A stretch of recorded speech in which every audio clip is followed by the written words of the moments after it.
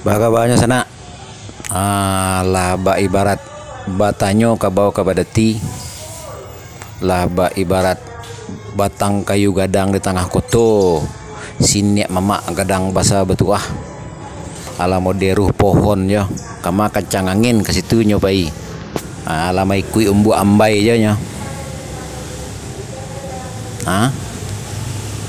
anan karajonya cah rape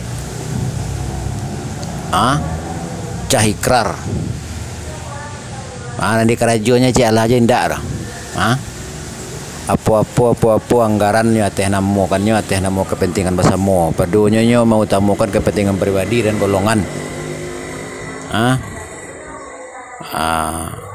mengecewa elok lah pelajari materi bahasan di channel YouTube Andi Khalifah ABSSBK dan di channel YouTube Andi Khalifah Minang Ondesiawi plus di akun Facebook Penghulu Marpa Alam 0821790577.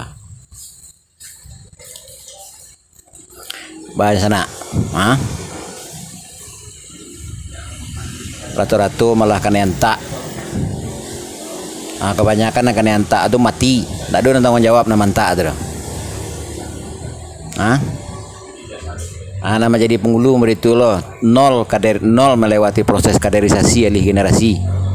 Tiba-tiba aja menjabat. Butuh sejarah, pakak maknawi. Hilang kesadaran mengenai sejarah, tidak tahu manajemen, mubazir sana aku mah sedonya.